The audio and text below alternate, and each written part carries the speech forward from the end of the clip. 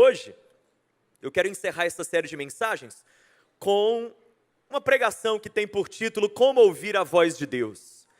Tem alguém precisando escutar a voz de Deus? Necessitando de uma palavra, de uma direção de Deus? Eu creio que Deus vai falar conosco, amém? O texto bíblico da nossa mensagem é 1 Samuel capítulo 3. Se você tem Bíblia, abra no primeiro livro de Samuel, capítulo 3, e antes que cheguemos ao capítulo 3 de 1 Samuel, creio que é importante que a gente navegue um pouco no contexto desse texto. O que está acontecendo em 1 Samuel capítulo 3? Bom, tudo começa em 1 Samuel capítulo 1. A Bíblia nos conta, em 1 Samuel capítulo 1, a história de uma família. Eucana e suas duas mulheres, Ana e Penina. Já pode perceber que é uma história complicada. Um homem que tem duas mulheres não pode dar certo. Ana e Penina. E Ana não podia ter filhos. E isso muito mexia com Ana. Muito angustiava o coração de Ana. Daí ela coloca diante de Deus em oração essa esterilidade, porque o lugar certo do seu problema é debaixo do seu joelho. O lugar do seu problema não é no seu Instagram, não é nos seus stories, não é no seu grupo de WhatsApp, não é em roda de conversa. O lugar do seu problema não é em murmurando, reclamando. O lugar do seu problema é no altar de Deus. Está passando por um problema, fala com Deus. Quem fala com Deus, fala com quem resolve. Quem fala com Deus, fala com quem consola. Quem fala com Deus, fala com quem direciona. Quem fala com Deus, fala com quem encoraja. Quem fala com Deus, fala quem pode dar um desfecho. Quem está compreendendo o que eu estou pregando? Ana falou com Deus e a Bíblia fala que Deus se compadeceu de Ana. E então, olha isso, capítulo 1, versículo 20. Ana engravidou. E no devido tempo, é assim que está escrito, no devido, me ajuda a pregar, no devido tempo ela deu à luz um menino. Escute uma coisa, no devido tempo Deus chega na nossa vida. Devido tempo, Deus nunca chega atrasado, Deus nunca chega adiantado, Deus sempre está no tempo, mas não é no seu tempo, é no tempo dele.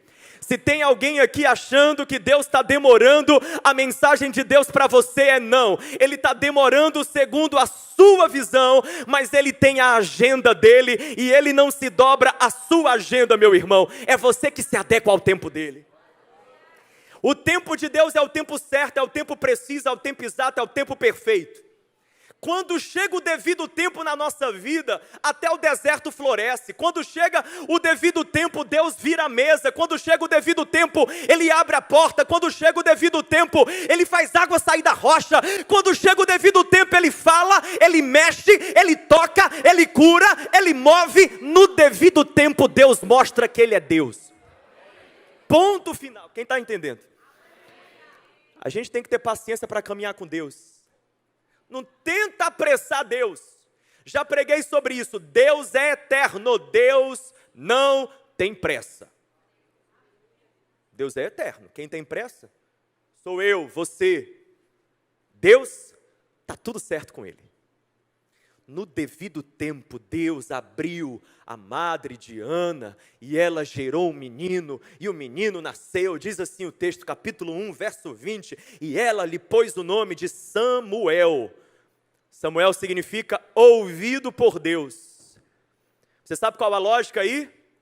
A Ana pensou, eu orei, Deus me ouviu, eu gerei, o menino nasceu.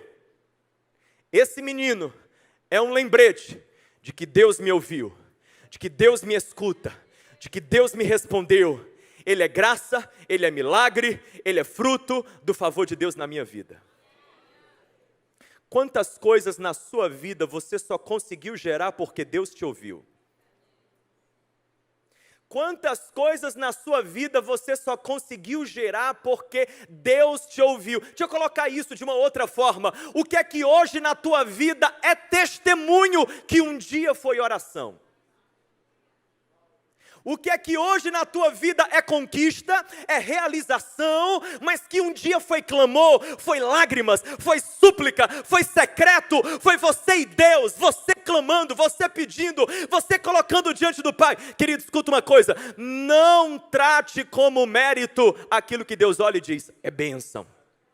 Fui eu que dei, fui eu que fiz, fui eu que te concedi, fui eu que coloquei na sua vida. Não acho que foi a força da sua carne, não foi o seu talento, você sabe do que eu estou falando. Se você começar a vasculhar a sua vida, você vai encontrar um monte de Samuel. Esse trabalho é Samuel, o nome desse casamento é Samuel, o nome dessa porta profissional é Samuel, esse contrato, esse sonho, esse curso é Samuel, essa faculdade é Samuel. Tem algo na sua vida que se você olhar, você vai dizer, o nome é Samuel, eu só tenho porque Deus me fez gerar. Deus me fez gerar. Do contrário, eu ainda estaria estéril nessa área da minha vida. Deuteronômio capítulo 8 diz assim: não se esqueçam do Senhor, o vosso Deus. Quando vocês entrarem na terra da promessa, bom demais, bonança. Consegui, cheguei, alcancei. Daí Deus então diz assim: chegando na terra da promessa, não se esqueçam do Senhor, o vosso Deus. É Ele que vos dá capacidade de produzir riquezas. É Deus quem nos dá a capacidade de produzir. É Deus quem nos dá a capacidade de gerar. Samuel. Quem tem Samuel aí na vida? Aliás, a pergunta deveria ser: quem não tem? Quem não tem? Só o orgulhoso tem e não consegue ver. Só o prepotente, só o altivo, só o soberbo, só o homem, a mulher autossuficiente é que tem, mas não consegue enxergar que tudo que tem, na verdade, o nome é Samuel. Esse dom, Deus. Esse talento, Deus. Esse chamado, Deus. Esse propósito, Deus. Esses amigos, Deus. Deus, Deus, Deus, Deus. Deus te deu, Deus gerou, Deus produziu. Sabe por que é importante a gente enxergar os Samuels na nossa vida? Porque quem não enxerga aquilo que gerou como Samuel, quem não consegue perceber que a fonte doadora é Deus, também não consegue devolver isso para Deus em consagração, em dedicação. Como assim? Se esse trabalho você acha que é só seu, você nunca vai usá-lo para servir a Deus. Se essa porta profissional ou financeira que Deus te deu, você não enxerga que é Deus, você não vai utilizar para a glória dEle. Você não vai utilizar para o louvor dEle. Você vai dizer, é meu, é meu, é meu, é meu. E o Senhor olhando e dizendo, quem dera você entendesse que na verdade a frase deveria ser, é de Deus, é de Deus, é de Deus. A Bíblia diz que Ana, capítulo 2, Ana, ela leva o menino para o sacerdote Eli, porque ela havia feito um voto com Deus. O voto foi: Senhor, se o Senhor me conceder um filho, quando eu desmamar o menino, eu vou levá-lo para o sacerdote, eu vou dedicá-lo a Ti, ele será dedicado todos os dias da vida dele ao Senhor, ele será um nazireu, não passará navalha, nem na sua cabeça, nem na sua barba, ele será um homem consagrado. Era um voto que existia naquela época. Então Ana cumpre o voto. Quando o menino é desmamado, ela leva o menino para o sacerdote Eli, para que ele possa cuidar, guiar o menino Samuel. Agora olha para mim. Uma mulher estéril, tem um filho, o seu único filho, ela dá para Deus. Pergunta, me ajuda a pregar. Essa entrega foi fácil ou difícil? Foi fácil ou difícil?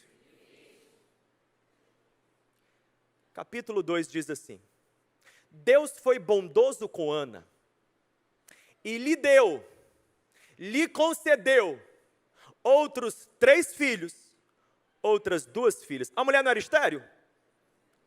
Era estéril ou não?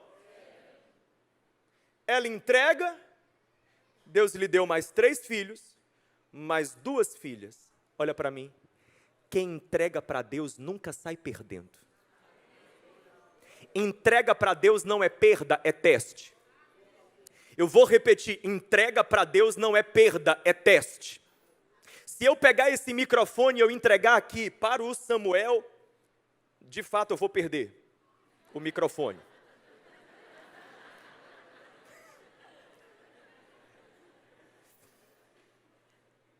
Se eu entregar, eu perco. Por quê? Porque quem entrega para o homem pode estar perdendo. Agora, quem entrega para Deus nunca está perdendo. De modo que se Deus está pedindo para você entregar alguma coisa, que talvez é o teu o de Ana era Samuel. Qual o teu o que é o precioso, o que é o valioso para você? Não tema, não hesite em entregar. Entrega esse relacionamento, se Deus pedir. Entrega essa empresa, se Deus pedir. Entrega esse sonho, se Deus pedir. Entrega esse projeto, se Deus pedir. O que Ele pedir, entrega, meu querido, porque quem entrega para Deus nunca sai perdendo.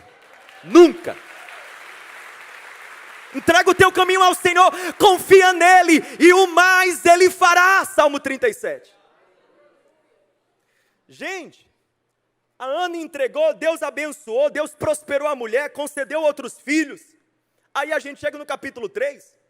Capítulo 3, versículo 1 começa assim dizendo, o menino Samuel ministrava perante o Senhor sob a direção de Eli.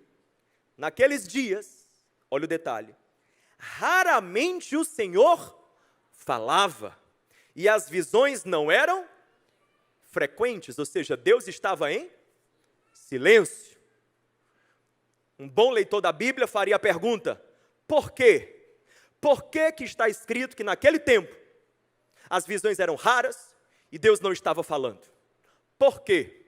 A resposta está no capítulo anterior, capítulo 2. A Bíblia diz que o sacerdote Eli tinha 2 filhos, Ofni e Finéias. Ofni e Finéias eram os sucessores, naturalmente os sucessores de Eli no sacerdócio.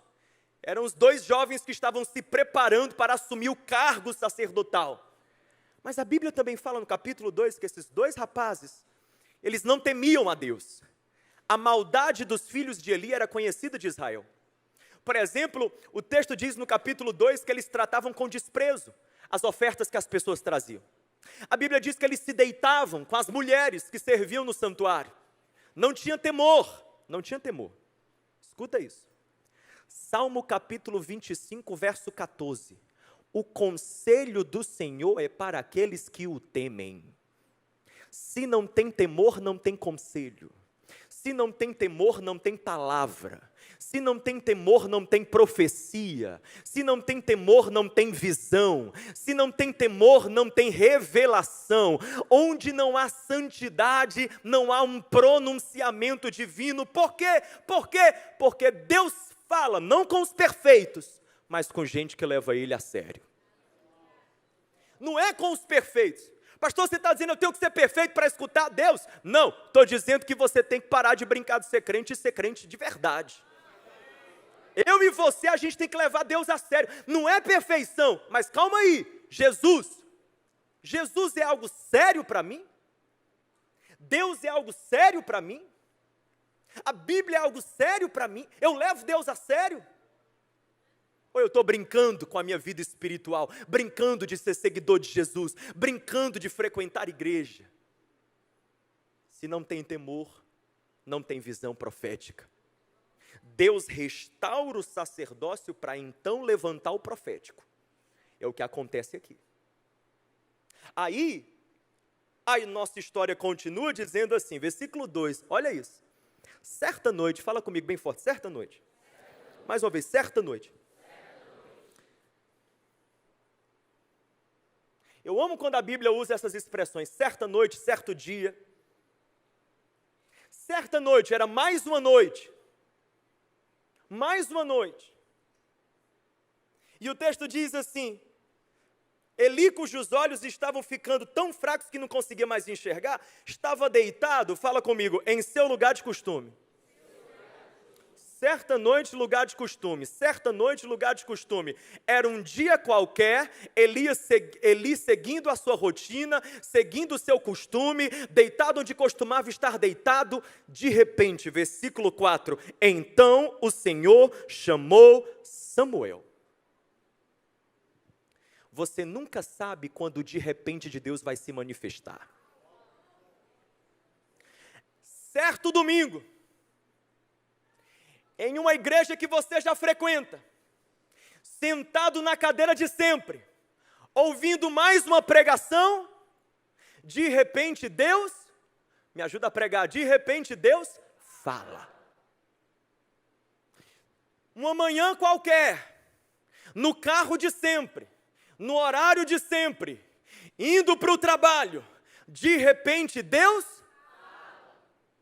abrindo a sua Bíblia, seguindo o plano de leitura que você faz todo dia, no horário de sempre, do jeitinho de sempre, ouvindo o louvor de sempre, de repente Deus, fechando a tua porta, dobrando o teu joelho, do jeito de sempre, no momento de sempre, de repente Deus, você nunca sabe quando de repente de Deus vai bater na tua porta, o céu vai se abrir e a voz de Deus vai inundar a sua vida e vai visitar o seu coração, querido. Nunca despreze a rotina. No meio da nossa rotina e principalmente das nossas rotinas espirituais, o céu se rompe e o Espírito Santo chega dizendo: cheguei, porque Deus não vem com aviso prévio, Ele não manda uma carta debaixo da porta 15 dias antes falando: estou chegando por aí. Não, quando Deus entra, Ele já está na sala e a gente vê, meu Deus, é Deus aqui, é Deus falando, é Deus movendo, é Deus. Tudo estava ajeitado, direitinho, aí Deus fala, e Deus chama Samuel pelo nome, e Samuel respondeu: estou aqui. Correu para Eli, e disse: Eli, o Senhor me chamou? Ele achava que era Eli chamando ele. Ele confunde a voz de Deus com a voz de Eli. E isso vai se repetindo. A Bíblia diz que Eli falou: não, eu não te chamei, volta, vai se deitar. Então ele foi, se deitou, de novo o Senhor chamou: Samuel. Samuel se levantou, foi até Eli: estou aqui, o que foi? Me chamou, ele disse: meu filho, não chamei, volte, deite-se. Versículo 7, ora, Samuel, fala bem forte comigo essas palavras, Samuel ainda não conhecia o Senhor, a palavra do Senhor ainda não lhe havia sido. Quer ouvir a Deus? Quem quer ouvir a Deus? 3 P's, fala comigo: proximidade. Esse versículo 7 parece desconexo com o todo, porque o verso 1 diz: Samuel ministrava perante o Senhor. Ele estava no templo, sim ou não? Ele estava no templo falando das coisas de Deus, fazendo as coisas para Deus, com o povo de Deus, com gente de Deus, mas o verso 7 diz que ele ainda não conhecia o... É possível? É possível estar perto e não ser próximo? É possível demais. Tem gente que está perto de você agora aqui no culto, sentado ao teu lado, você não sabe nem o nome. Está perto, mas não é próximo. Está perto, mas não é próximo. Está perto, mas não é próximo. Porque estar perto é coisa que acontece até por acidente. Quem sabe você nem planejou estar sentado ao lado dessa pessoa. Quem sabe de um lado está um amigo, do outro está alguém que simplesmente sentou aí porque era a cadeira que tinha vazia. Acidente, coincidência. Estar perto não requer intencionalidade. Agora, ser próximo é outra história.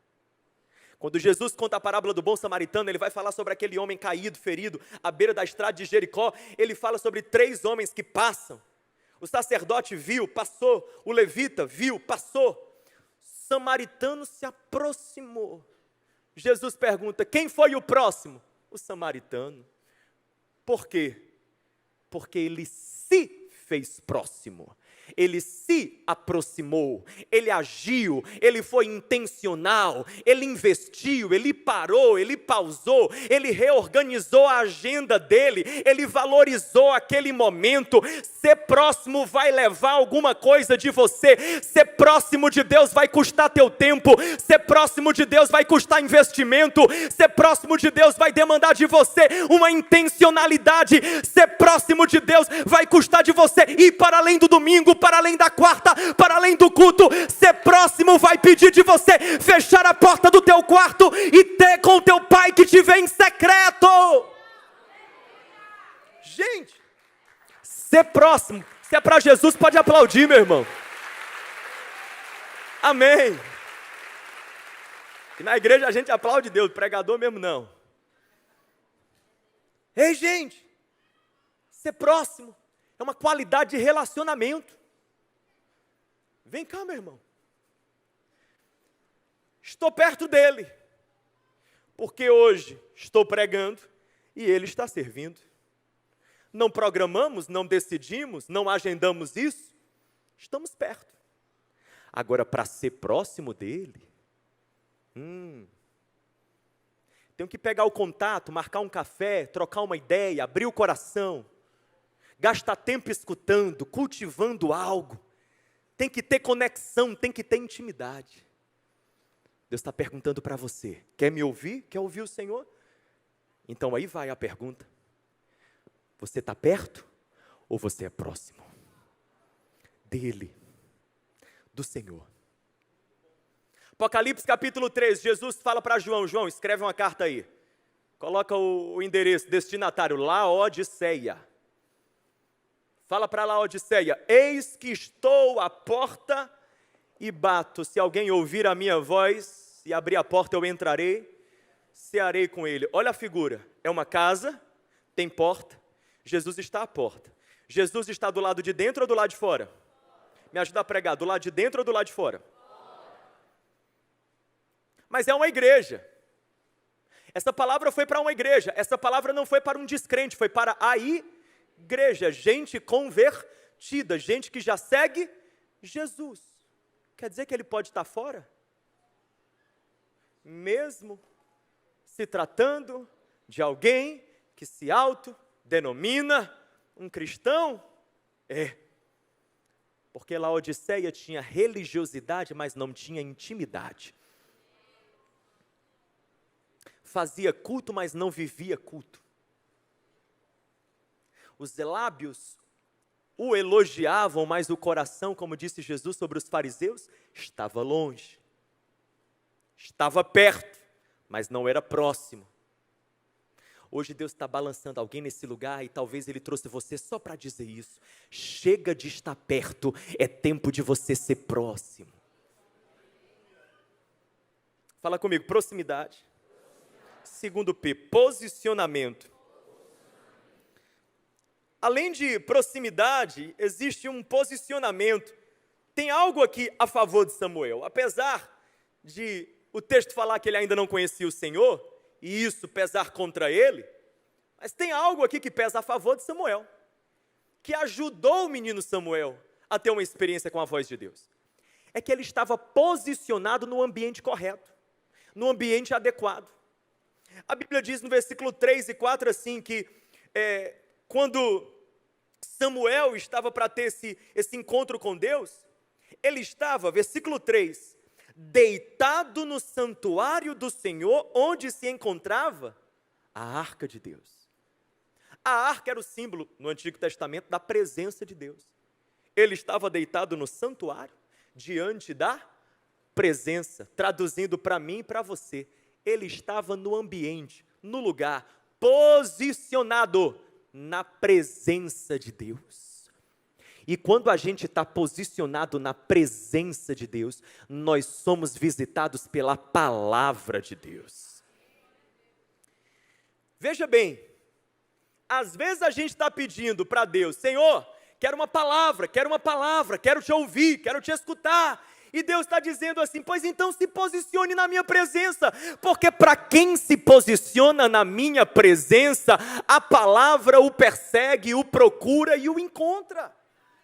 Gente, olha isso, traduzido para os nossos dias, bora fazer uma aplicação pessoal. Enquanto Samuel estava deitado no santuário, eu e você temos que estar deitados na oração, deitados na palavra, deitados na busca com Deus, deitados no jejum. Você quer ouvir a Deus, você quer ouvir a palavra de Deus, você quer escutar uma direção de Deus? Então, meu irmão, fala com Deus, diz, Senhor, eu vou te buscar, eu vou dobrar o meu joelho, eu vou fazer 15 dias de jejum, eu vou buscar a tua face, porque Jesus morreu naquela cruz, Ele rasgou aquele véu, não para que apenas alguns tenham acesso, mas para que todo aquele que crê possa escutar explicitamente a tua voz, Senhor. E eu quero te ouvir, e eu quero receber essa palavra. Sabe qual é o nosso problema?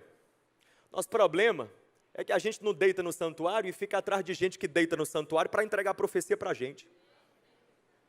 A gente fica terceirizando essa responsabilidade. Aí vira esses crentes assim, sabe? Que fica procurando, cadê um vaso? Um profeta, uma profeta, um irmão de oração. Por que não é você o irmão de oração? Por que não é você o profeta de Deus? Por que não é você o vaso do Senhor? Ei, meu irmão, vamos nós deitar na presença. A Bíblia diz em Atos capítulo 3, versículo 2, que enquanto a igreja adorava e jejuava, o Espírito Santo lhes diz: separai para mim Paulo e Barnabé, para a obra a qual lhes tenho chamado. Eles estavam adorando, jejuando, presença, buscando a presença, a palavra do Espírito Santo veio até eles. Entende? Agora, não apenas posicionados na presença, mas escuta isso, posicionados também para discernir a voz de Deus. Fala comigo, discernimento. Aqui essa expressão é muito chave, porque Samuel escuta uma voz e ele confunde, ele pensa que a voz é de Eli, ele não reconhece que é de Deus. Há uma confusão. A voz de Deus pode ser confundida. E é exatamente porque a voz de Deus é passível de ser confundida, que Deus não erra, mas profeta erra. Logo, 1 Tessalonicenses capítulo 5, verso 20. Não desprezem as profecias, versículo 21. Mas ponham à prova todas as coisas. Cheque, teste. Toda voz que for pronunciada sobre a sua vida, cheque, teste. Tem gente que diz, pastor, Deus falou comigo. Eu digo, falou mesmo, irmão? Falou mesmo. Toda voz que se achega no nosso coração, temos que testar, tem que passar por um crivo, tem que passar por um critério. Você quer 3 testes? Anote para você nunca mais esquecer, 3 testes para a sua vida. O teste da palavra, o teste das pessoas, o teste da história. Teste da palavra. Se vier uma voz ao teu coração, tive um sonho, tive uma visão, tive uma impressão, tive um sentimento, alguém me entregou um recado, alguém falou para mim, aí foi, teste da palavra, está de acordo com a palavra? Porque Deus não é esquizofrênico, Deus não muda, o que Ele falou ontem se alinha com aquilo que Ele fala hoje. Essa palavra continua sendo eterna, continua sendo a régua, continua sendo a regra, continua sendo o padrão.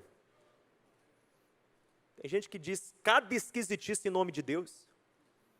Não, porque Deus mandou onde, meu filho? Isso não tem nada a ver com a Bíblia. O que não é bíblico não é divino. Teste da palavra.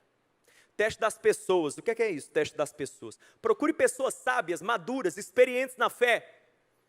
Se toda pessoa sábia, madura e experiente na fé, com quem você compartilha essa tal dessa palavra, olha para você e diz assim, sei não, viu?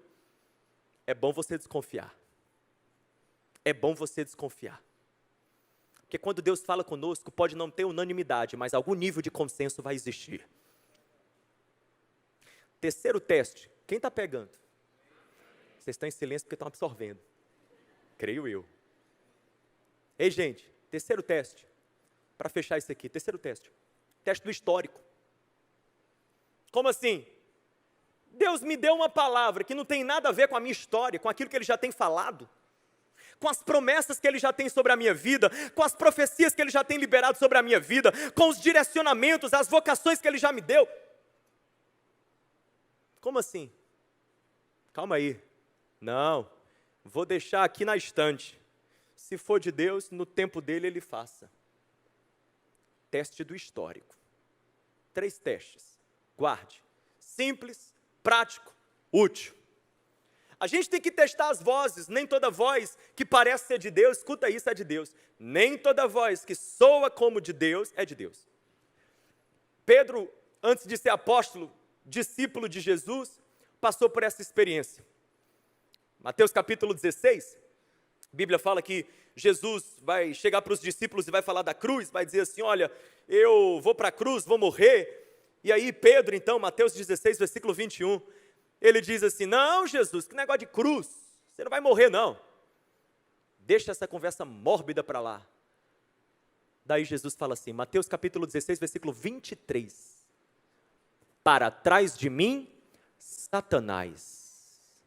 Você é uma pedra de tropeço, não cogita das coisas de Deus, mas apenas das coisas dos homens.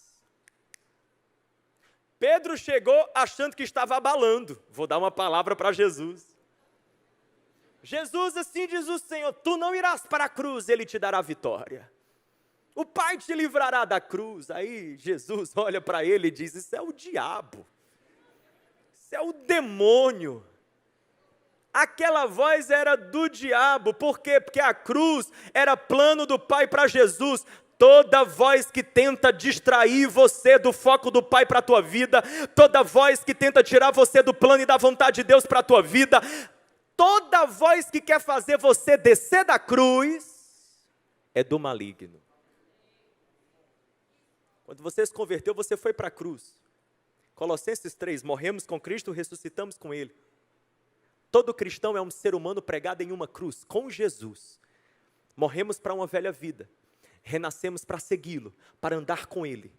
Mas todo dia vem uma voz que tenta fazer você descer da cruz. Quando você é ofendido, essa voz quer que você desça da cruz e se vingue. Quando você é tentado, essa voz quer que você desça da cruz e você peque. Quando você é colocado diante de propostas que não são de Deus para você, essa voz vem para você trocar o propósito pela proposta. Ela quer que você desça da cruz. Ei, querido, quando você é tentado a ser infiel no seu casamento, essa voz está dizendo para você descer da cruz. Quando essa voz fala para você, seja feliz, se importe só com você, chute o pau da barraca, esqueça sua mulher, esqueça seus filhos, esqueça a sua aliança, seja você o dono da sua vida, o Deus da sua vida. Essa voz que tenta fazer você descer da cruz é do diabo. Jesus que falou. Quem entendeu, entendeu. E como diz aqueles pregador, quem quiser comer, coma. Jesus. Ei, gente, toda voz que nos coloca em um lugar de egoísmo, conforto, egoísta, pode ser boa ideia, mas não é de Deus. O mesmo Pedro, em Mateus 17, no Monte da Transfiguração, Jesus está lá, ó, glorificado. Imagina, Jesus glorificado, Pedro, Tiago e João. Uma visão, Elias e Moisés. Olha o grupo de crescimento. Jesus, Pedro, Tiago, João, Elias e Moisés, quem é que quer descer desse monte? Mateus 17, versículo 4, Pedro olhou e falou, bora armar umas tendinhas aqui, Senhor? Ficar por aqui? No monte da glória, no monte do poder?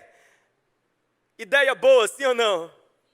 Mas não era de Deus, era egoísta, era cheia de conveniência pessoal, mas não tinha a ver com o propósito do Pai. Fala comigo, proximidade. Posicionamento na presença, posicionamento para discernir. Cheque, teste as palavras.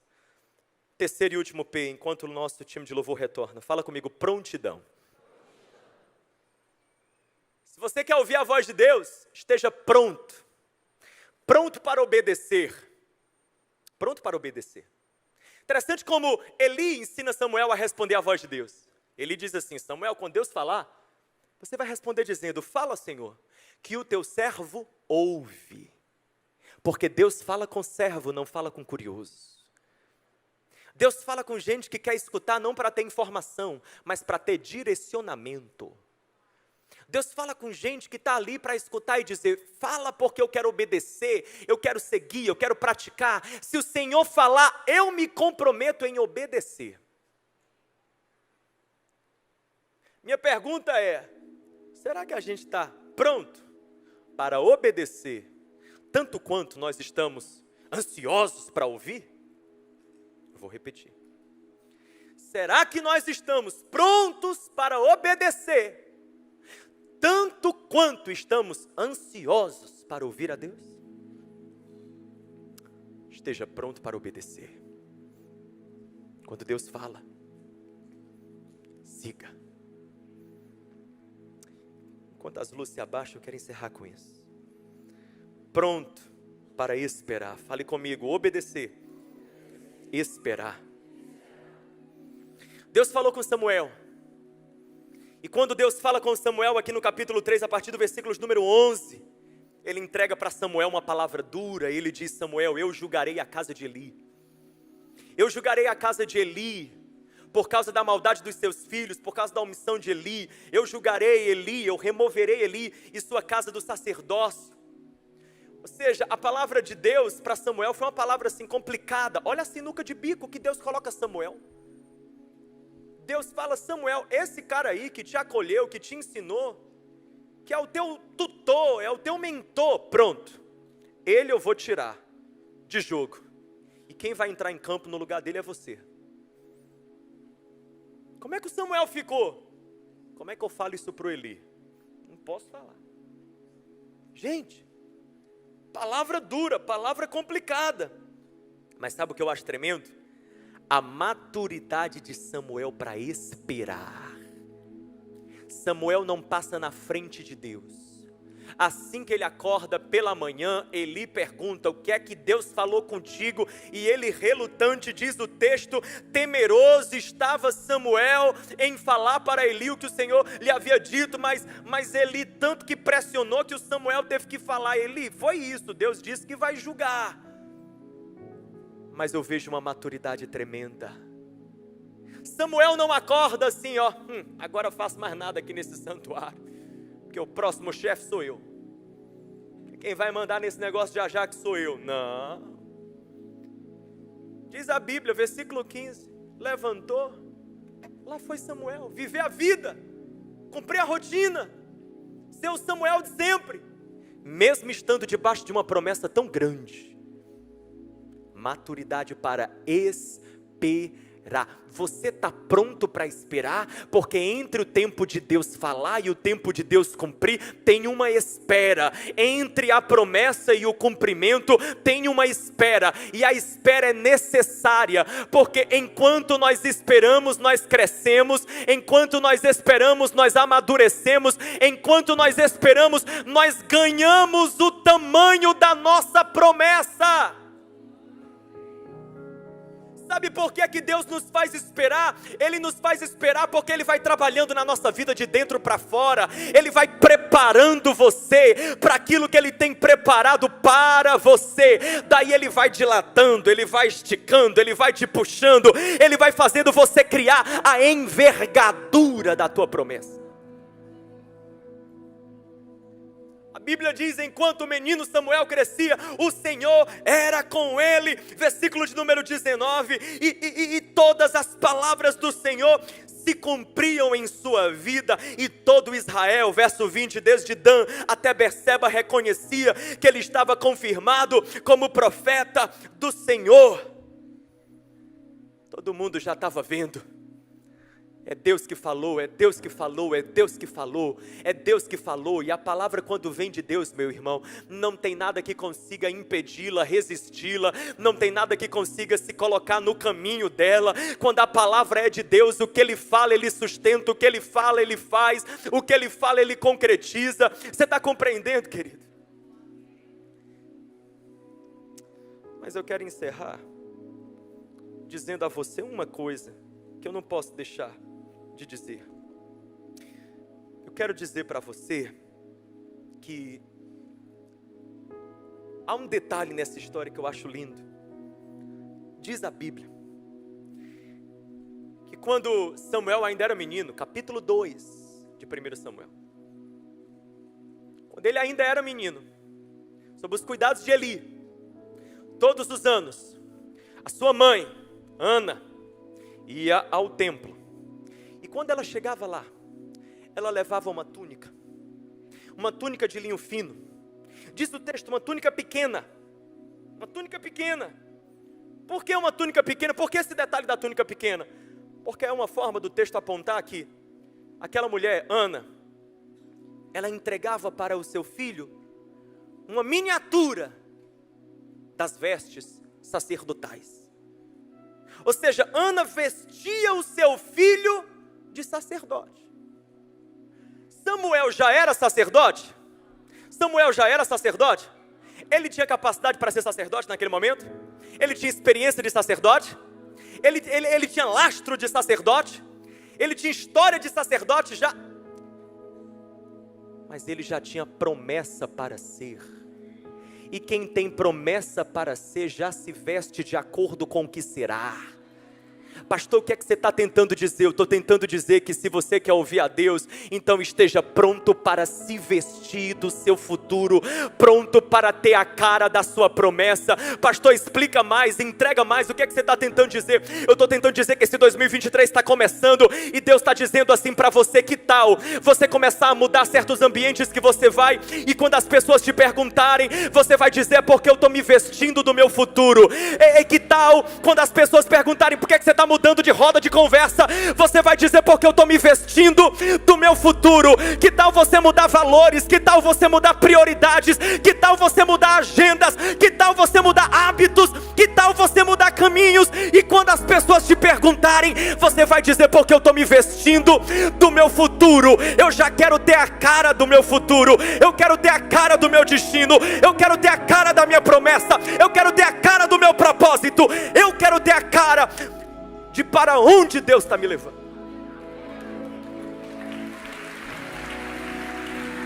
Você está disposto? Está pronto? Tem prontidão para isso? Fica de pé então no seu lugar, fecha os teus olhos, levanta as tuas mãos.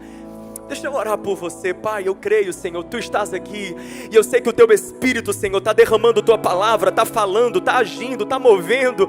Eu oro nessa hora, Senhor, aqueles que precisam hoje se aproximar, a proximidade. Ó Deus, assim como diz Tua palavra: chegai-vos a mim e eu me achegarei a vós. Ó Deus, vem, Senhor. Vem, Senhor, toca corações e aproxima corações de Ti, ó Pai. Aproxima corações de Ti, ó Deus. Aproxima corações da Tua presença, meu Pai.